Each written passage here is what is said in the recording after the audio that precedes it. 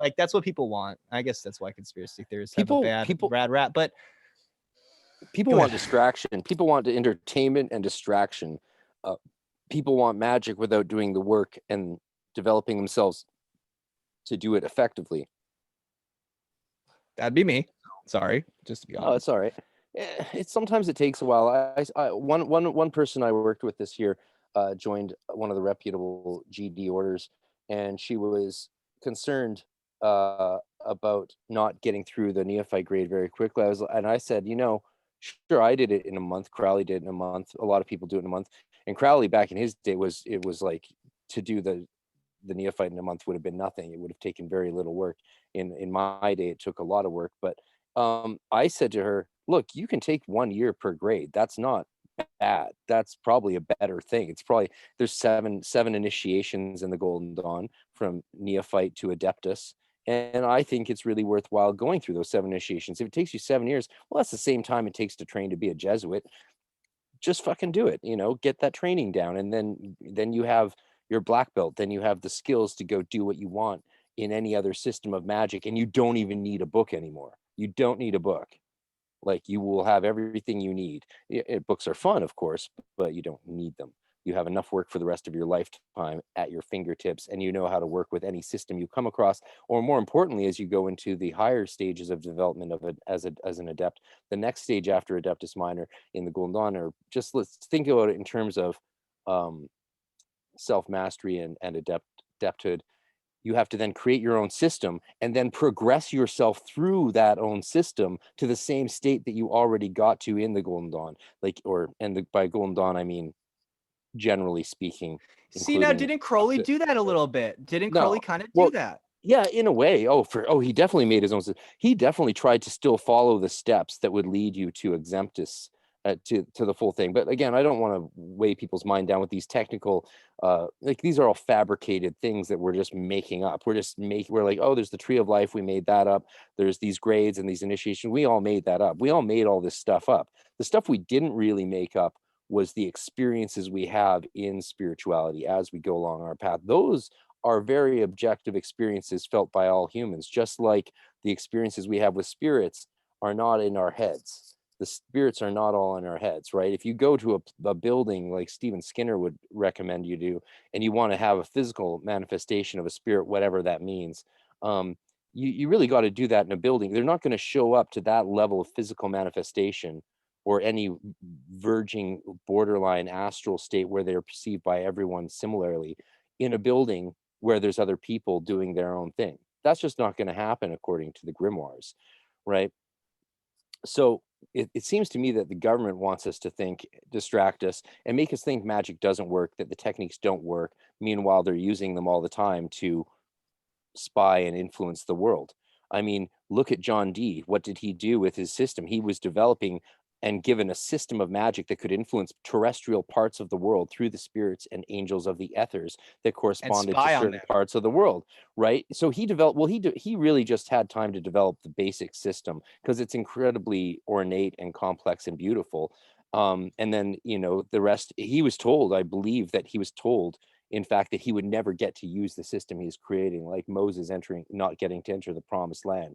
He was told that he's the purveyor of this system, the communicant for it, but he does not get to actually enjoy the fruits of his labor. And that's very much what a lot of the great work is for all of us, I think.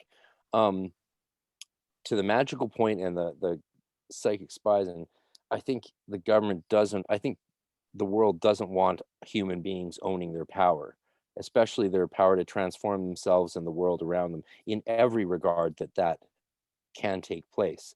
We are definitely seeing a push, a psychic war, a form of ascesis against human power, right? We are being isolated from each other, separated, locked in boxes, and slowly being pushed towards where we're just going to get a stipend from our governments or global power and then be injected with whatever experimental medicines that they think might benefit our DNA to their advantage, not to ours.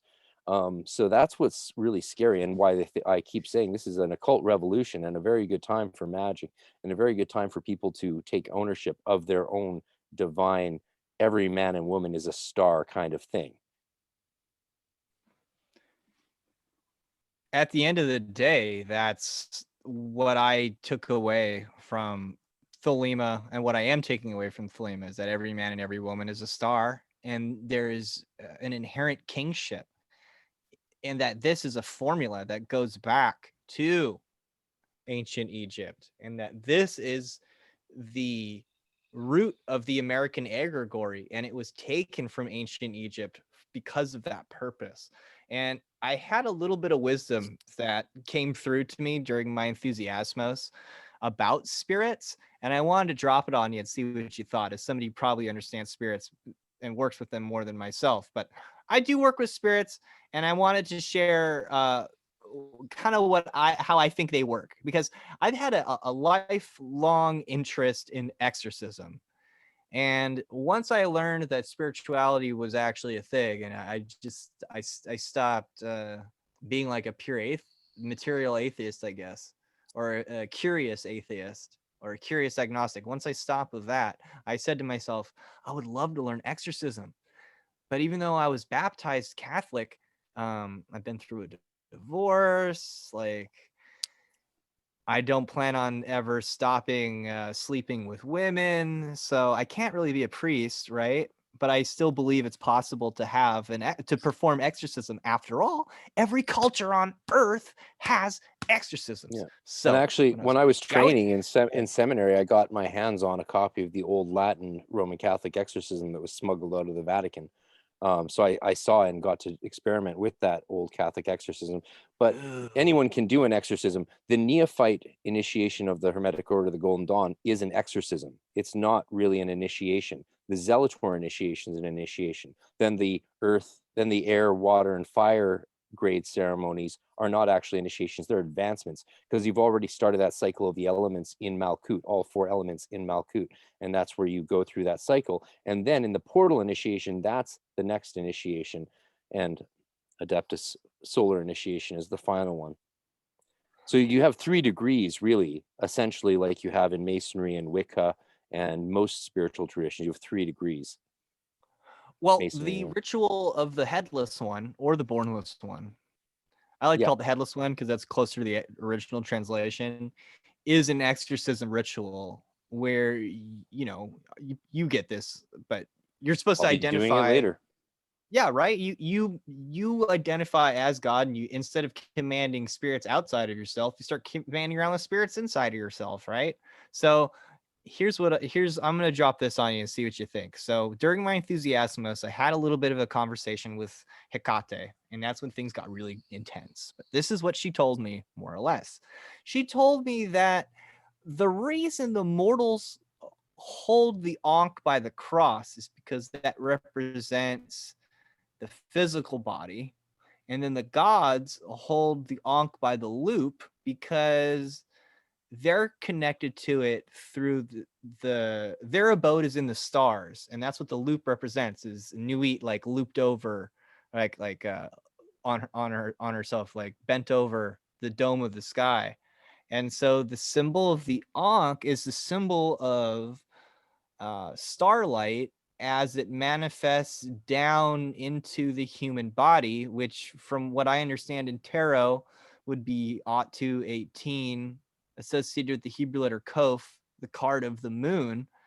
And it speaks to this mystery of starlight as it falls, and then it enters into our body in some way, and that this is how our life force works. And that's why the Ankh symbolizes the life force, because it's saying that this is the mechanism. And so when I learned about the Kagura dance in Shinto, and the idea of like, oh, well, when they work with spirits, they're like making the sad spirit like happy again. They're making the dead spirit talk. They're making the wandering spirit come home. They're reintegrating this thing. So it sounds to me like Catholic exorcism is like, or what, like basically the idea is you have this piece of starlight, you have this impulse, this piece of pure spirit, and it comes into your body, and then you somehow say no, like you invalidate it, or you say you're not good enough, or I don't identify with you, and then this piece of your will or your soul becomes like trapped, and it becomes like a prisoner, right? It goes into stasis, and it starts to like basically recruit your unconscious in order to realize itself as an action in That your life. was So exactly my experience of possession when it happened to me in '98, and I had to stay in LA an extra few weeks after an event, and was basically saved with a lot of work by greatly honored Sora RD, one of the heads of our order, doing very intense energy work and stuff to help me push back that thing. And Kof is interesting as a trump and major arcana, as well as what it means, which is back of the head, right? yeah, Ears, back of the head. And that is where our Da'at sphere is partially located, which is one of the interesting things about the middle pillar ritual, is that we're vibrating divine names over the invisible Sephira, right? And interestingly, it corresponds to a chakra as well. But it's also something that we're very aware of is a doorway. And when you sit on the throne of the Hierophant doing an initiation, it's incredibly remarkable how clear it is that something is opening up back here at the back of your head, and a current is moving through you. It doesn't feel as much like it comes down from your crown as it does from the invisible Sephira. And I think that has a lot to do with the invisible god forms that hold sway over the evil persona in the temple. Again, these are all invisible placements that people read about, but they actually don't know how they play out oftentimes unless you've run a GD order. And those influences are very delicate, and they definitely can. This is the area in which you can get fucked up.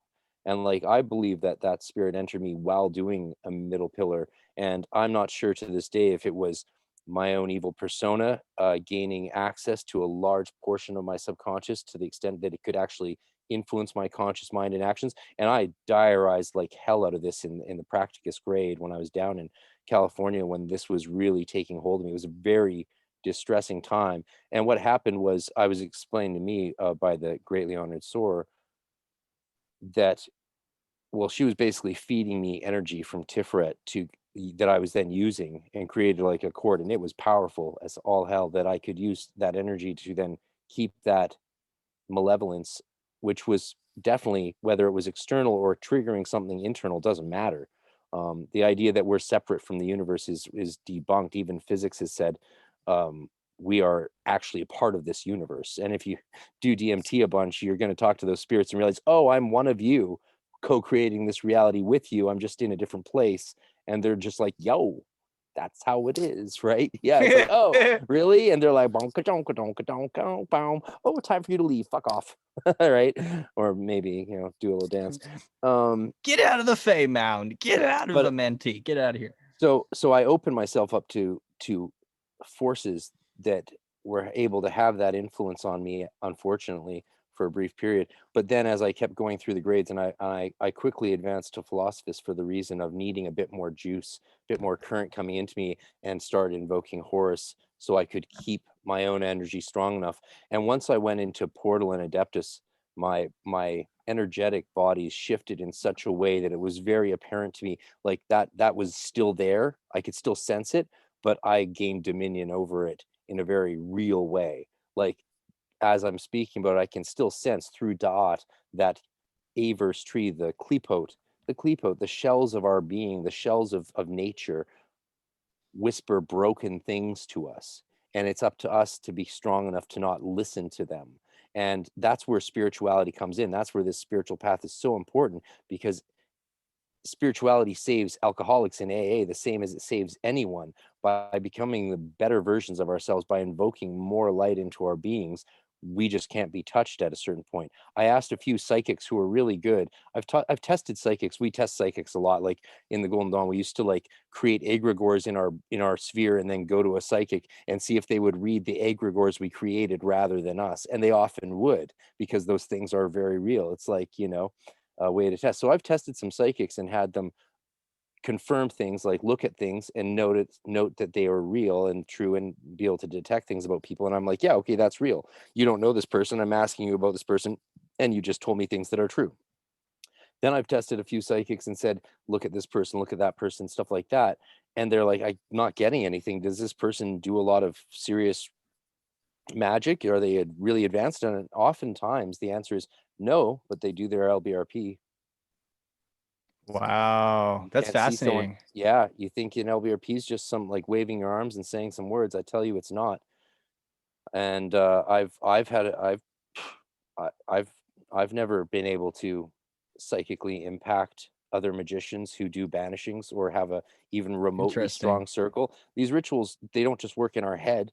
They influence our sphere of sensation. And if you do them, your sphere of sensation's safe. And no one's gonna, so Goodness. don't, like Aaron Leach would say, don't take any shit from punk ass spirits. And likewise, don't worry about any shit from other punk ass magicians, because if you're doing your work, they're not going to touch you. They're not going to touch you. Right. When You're you're kind you're of putting you're protected. putting in banishing rituals, you're invoking the highest names of God and calling archangels to guard watch. The idea that some fucking douchebag out there is able to trump the divine names of God and the four archangels, well, if you believe that they can, then you don't believe in what you're doing in the first place. And then Absolutely. then Hey, there then maybe that's your problem. I got one thing. Let me check one thing real quick. Hold on. I want to make sure I don't have a bad microphone issue. Oh, People thank don't God. fuck me up magically. I fuck myself up magically just fine. I just did that right now because I have this little setting on my microphone that before today, if it goes off, it makes my voice audio all fucked up. And I just noticed it was like that. And I was like, oh my God, did I just fuck up everything today? And I'm going back and I'm listening to it and it's fine. So I don't know what happened. But right as you were talking about that, how like you were talking about like your own It's doubts and interesting. stuff, it literally manifested in me. I was like, oh my God, Luke, you just fucked. It was like, it was crazy, like that sound of the spirit of darkness. Hold on. All right, You let me mess. Well, what I'm talking about, clipoate. You think the clipoate aren't listening? You think they're not saying, oh, maybe we can get a little elbow in the doorway there? Like, of course they're trying. They're always, like trying to see what they can do. But you just keep doing the work, and they're not gonna mess with you too bad. Where they really mess with you is when you're doing work in those realms, and that's why it's so important to look up before you look down. Work with angels for ages. Work with spirits of light for ages before you touch broken spirits, because unless you've created those, let's call them beatific visions, in your sphere, in your mind, in your heart and soul, when you go to those dark places, they're going to find chinks in your armor. They really are. Because you're not perfect. None of us are. We only become perfect through the work. We become perfect through the other, in a sense. So you gotta be aware that when you mess with Enochian, when you mess with chthonic spirits and these sort of entities, they're gonna mess with you. And when you talk about them, it's pretty normal for things around you to go a little sketchy.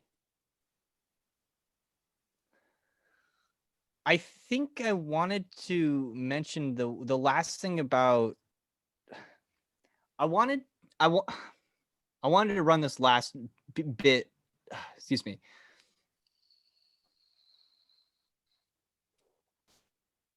The thing I got distracted from that I wanted to bring back was how we have how we have an ego, right? And the ego gets what it needs done by saying, this is me, this is not me. This is me, this is not me. And so when you have a piece of your soul that you've disidentified with, then it can become a demon and start like influencing your subconscious behavior. And this is what I think it does. This is where I was going with it, is I think it tries to subconsciously recreate the conditions under which it wants to express itself, or it needed to initially express itself, or to where a trauma occurred that will allow the person through awareness to own the problem and overcome the problem, or express it in some way. Like if someone can relive the trauma they went through, it can allow them to heal it. And I think that plays into the formula of exorcism that I'm talking about. Oh yeah, that's very So interesting. I Because think the that way a we lot the of the way we dark, take power from yeah. dark things is by naming them, and that's very true in the psychological process, right? Once you name the thing, you can move on from the thing. It's the naming it that's the hardest part, and naming it accurately. And the more accurately you can name those things, the easier it is to let them go. So like someone who had a sexually abusive experience when they were younger might be attracted to those same things later in life as like a fetish, or might be the only thing that gets them off, because in some way it allows them to revisit where the trauma happened and have control over it. You know what I mean? At least that's the theory. I've heard very similar things to that from people with PhDs in psychology. Yeah. And me. Though the nuance of it, And I'm not Mari. qualified to speak on. But I do have I was just secretly hoping to bait personal and a Mari. lot of family experience about that kind of stuff as well, and might even have some of that going on right now in the family. Fun times.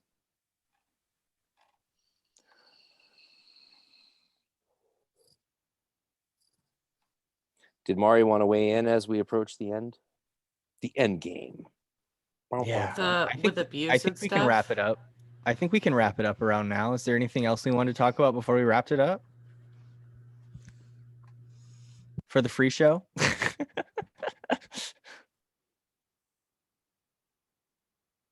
Free show. Free show. No. Mari? What? Oh, we were waiting for you to say something. Like what? A sphincter says what? Mm. Sorry, I don't know. It's a touchy topic. We can't really expect anyone to want to volunteer stuff on that stuff. Well, I don't know. I feel like being in control is really the best healing mechanism. And isn't that the root of all occult practices, to become in control of at least your own spirits? And then confronting ideally, your once you're in control of yourself. Confronting fear. Yeah.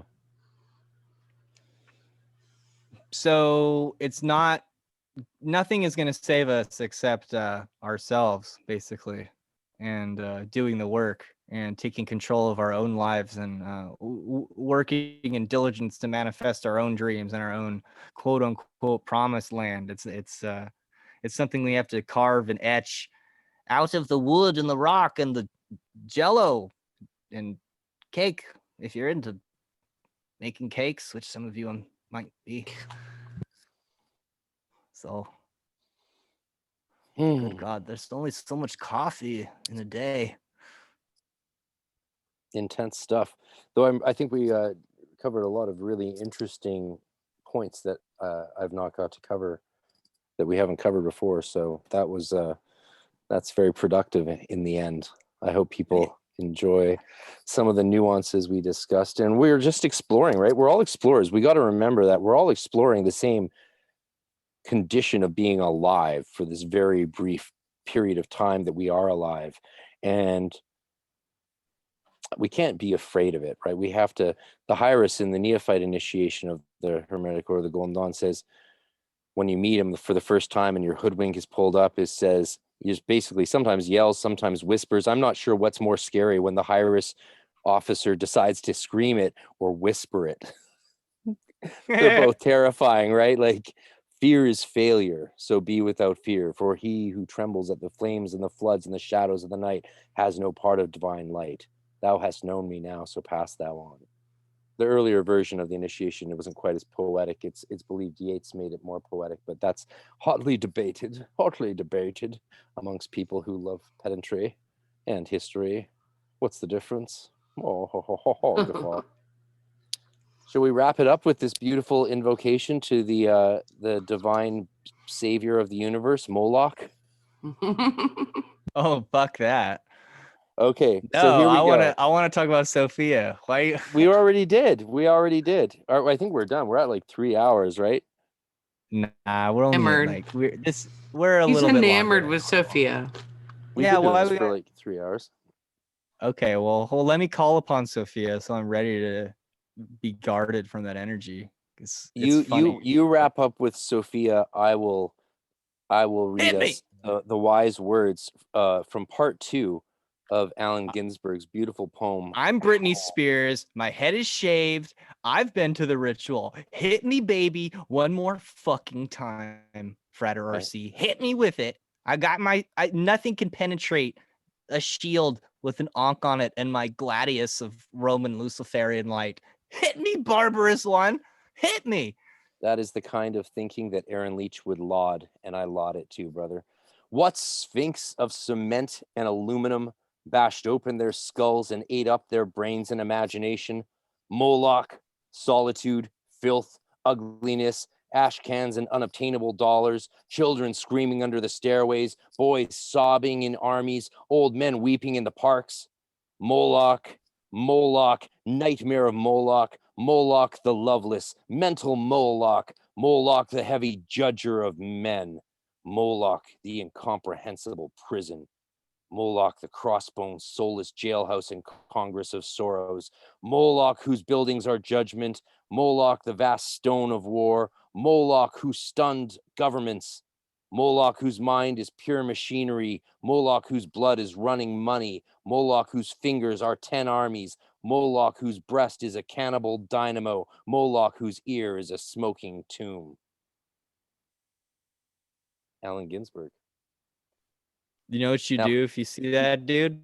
He continues, if I see him, he's dead, man. Do you not know who Allen Ginsberg is? No. He's We're the not most talking about famous the author. music We're poet. talking about the subject. Oh yeah, if you see Moloch, punch him in the cock. Of course, Ginsberg ends the poem Howl with part 3, which starts off with 15 holies. Holy, holy, holy, holy, holy, holy.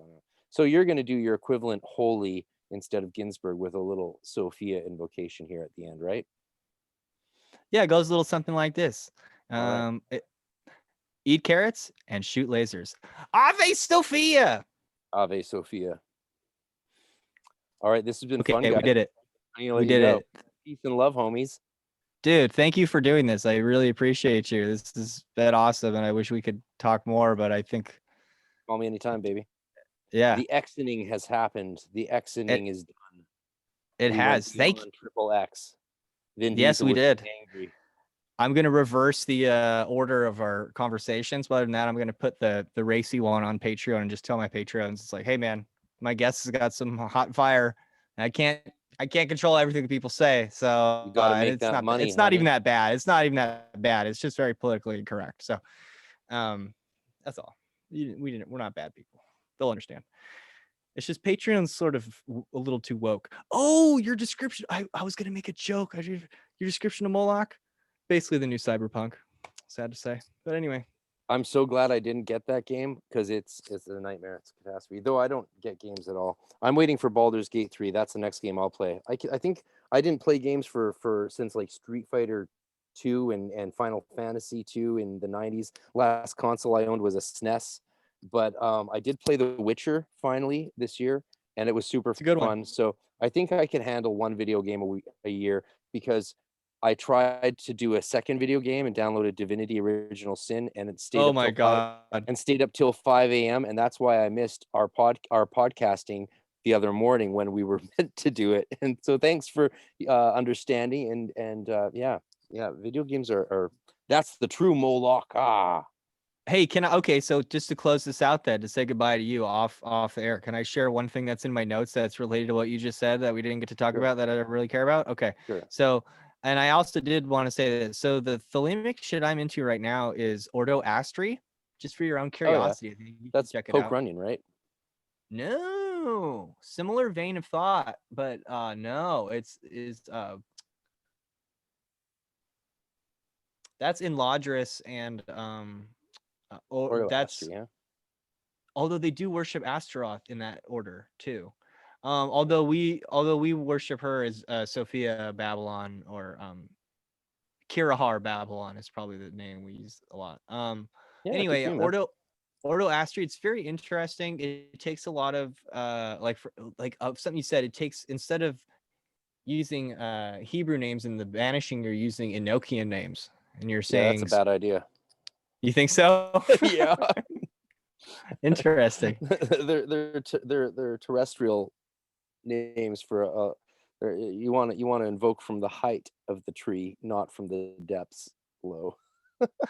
But hey, let me know how it goes. If your life falls apart and you end up like Lee Hearsay in a mental institution, then we'll know I was right. And if you become the reborn master of magic, then we'll know I was wrong. More power to you. Why do I feel like both of those are happening at the same time? Anyway, so there's a different thing going on with Hebrew divine names and with Enochian, and the real thing is we don't actually have some definitive answer from some authority who knows what really is the truth. So all we can do is experiment. We're really at the beginning of this technology, as someone like Ashen Chassan would say, and we've only begun to see where, like, we haven't even talked about the fact that aliens might be energetic in part, and that there might be some like actual connection between spirituality and the metaphysical realm of nature as we have yet to understand, or we still can't even see dark matter. And we are going to learn a lot when we do, hopefully later in 2021, perceive dark matter for the first time through these the new yokai lenses. episode, I learned about the Kagura dance, and I learned that they've been having fucking UFOs for centuries, and they just blame it on fucking goddamn foxes. I'm not joking. The whole shittery, dude. The whole shittery, the fucking metal objects, the flying, the lights, all that. They're like, oh, that's just a fox after it's reached 100 years old. Okay, great. Sounds good. And that's it. They leave it at that. And the fucking, it's genius. Anyway, so this will all say. Okay, so this is from Ordo Astri. And actually, we reversed the pentacles for the same reason you mentioned about the Enochian spirits being the wrong thing, is because we believe we want to pull the energy down from. But you invert the Ether. pentacles? Yeah, the pentacles are inverted. And in fact, it's actually an intelligence test too. It's like we don't believe that the inverted pentagram is malefic. It's just not malefic. One is evolutionary, one is evolutionary. Yeah, but that's not how they work. Like the upside down pentagram is a symbol that represents matter governing spirit. So it's harmonious to chthonic spirits and terrestrial spirits or demons, and it's something they can relate to. So there's only one time in the Golden Dawn system where we use that symbol. It's when we're working with those beings, and the only time it's drawn in any initiation is over the invisible god form of Omuzatan, which represents the evil persona of the candidate. And we do draw an inverted pentagram in the neophyte initiation of the Golden Dawn to contain that evil spirit where over the candidate kneels when they take their vow. I hear what you're saying. Is invoked. I think that's the first time I might be said online. I might be outside of my element here. I would maybe urge you just to check out the material, just as my better and my expert in the occult. Maybe you could check it out and see what you think, because for me, it's been like change the water. System. Like, so when people change the system, like, I can understand, I can imagine exactly what your energetic experience might be like. Now, first of all, if you want to experience energies much more intensely, then you should work with terrestrial spirits or demons or things like that. And if you're going to do symbols that invoke these heavy, don't think of it as angels and demons, think of it as just spirits doing their thing. Because when you go into spirit realms or astral travel or do psychedelics, you're in these spirit realms. They don't have a sense of demons and angels, bro. I'm sure of that. I'm convinced that they don't have that sense. They have a sense of there's a lot of different spirits and they do a lot of different things. Some of those things are really fucked up, and so like some of those things are not fucked up and quite beautiful, but they're all functioning within this complex matrix of nature naturing and creating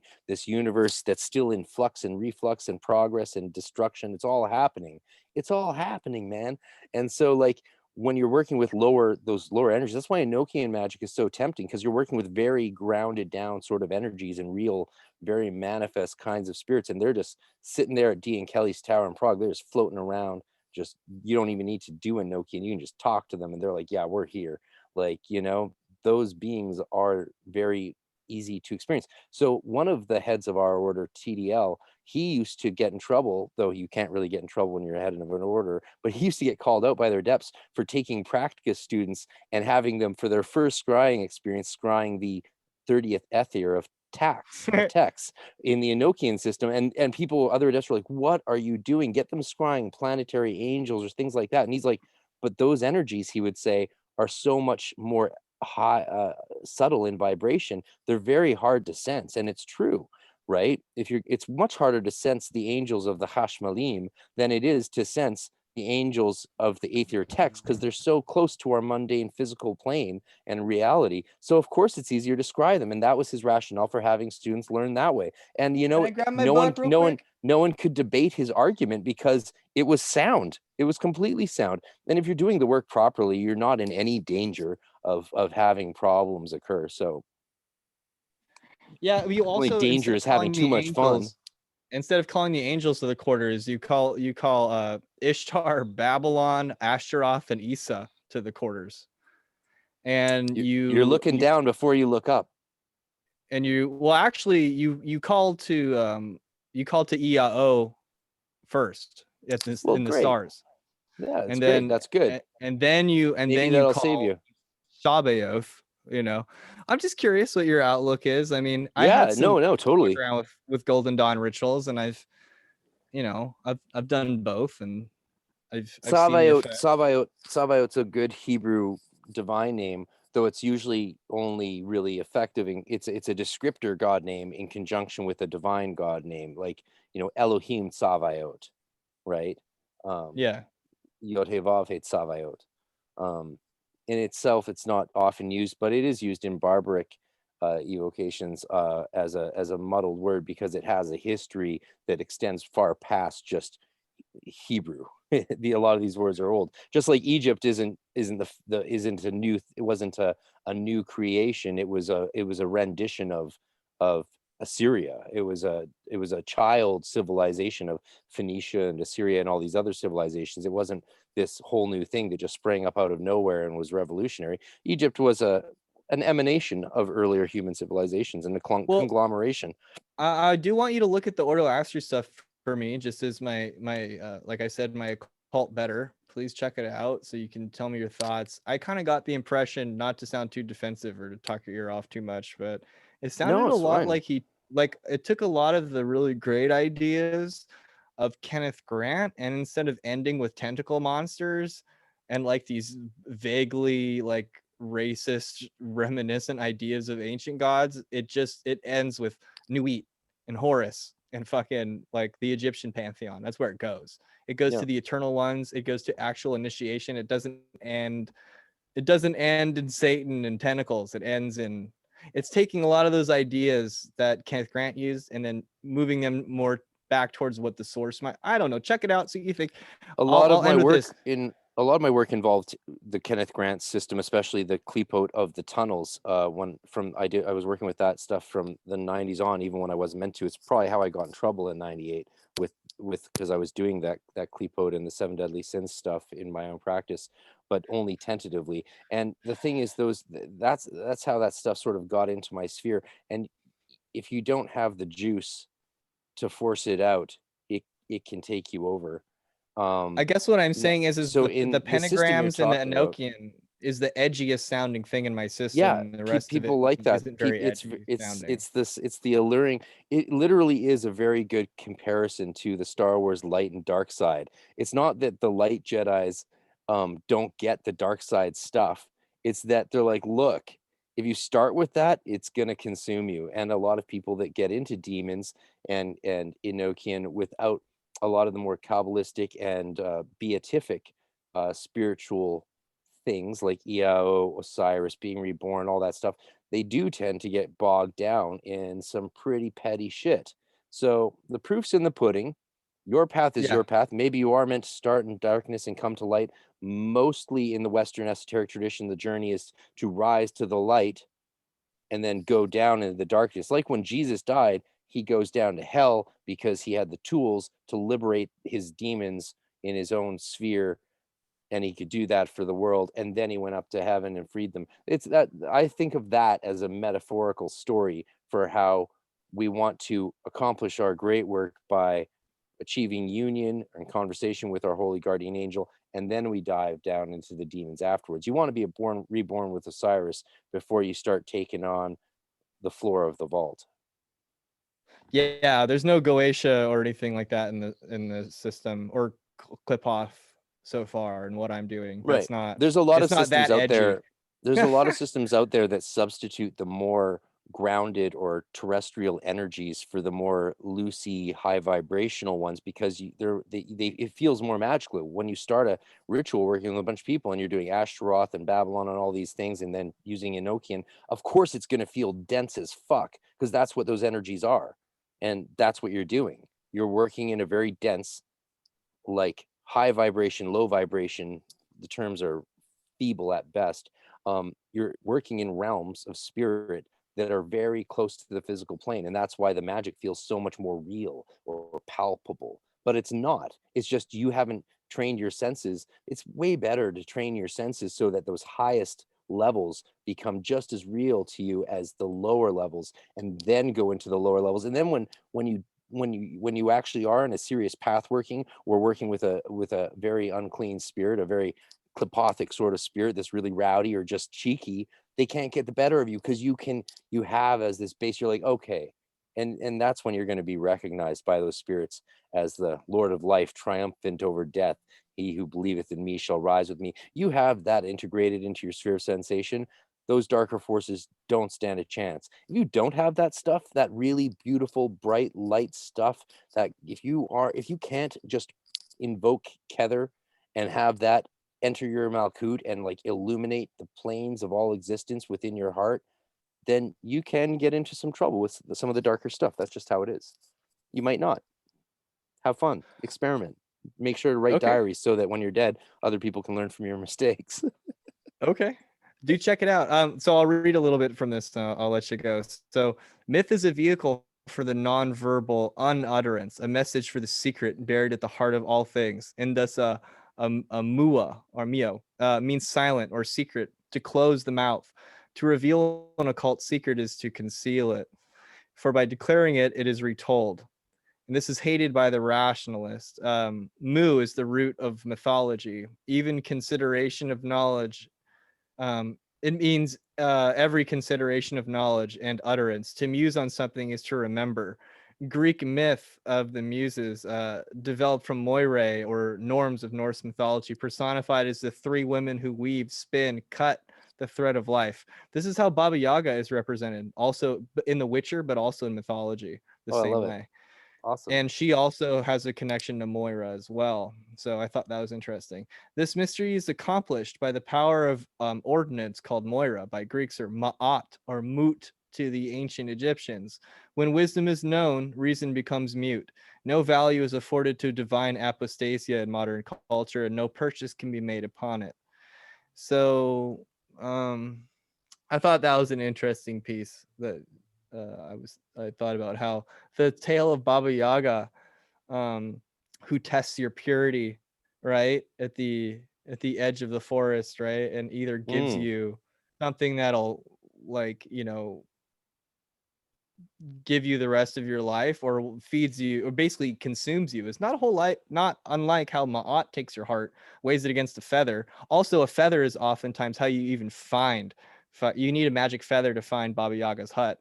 And then if you don't pass this, if your heart's heavier than a feather, then your fucking heart gets fed to this beast. And so this ancient Slavic fucking witch woman is like, I don't know, kind of I don't know. I just saw a connection there. I thought it was fun. Yeah, That's that's all. cool.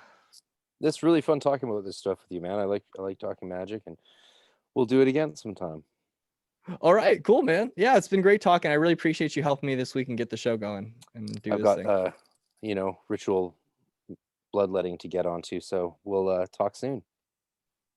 All right, you let those Hebrew angels know that your boy Luke has been fucking around with Enochians and needs help.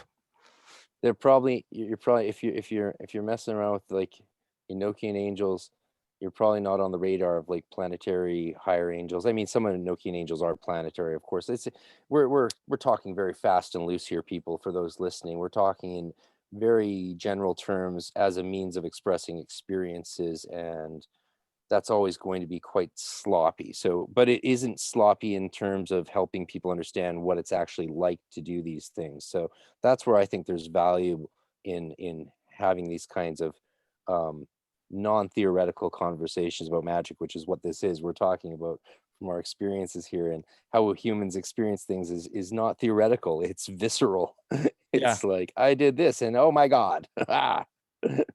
So I'm going to Yeah, go you do some of said that myself now, because it is the solstice. It's the great conjunction. This is a great time to do work that would fuse the energies of Saturn, which guides us from Malkut to Yesod. Saturn, we shouldn't think about as being in Bina. We should think about it as being the pathway that governs the universe, taking us from Malkut to Yesod. So it's a great time to elevate from the material realm into the astral plane. And then Jupiter governs the hermit, and the path of Yod, the hand of doing. This is a great time to progress from Tiferet to Hesed. Now also Jupiter and Saturn represent an invisible path over Da'at, right? The abyss.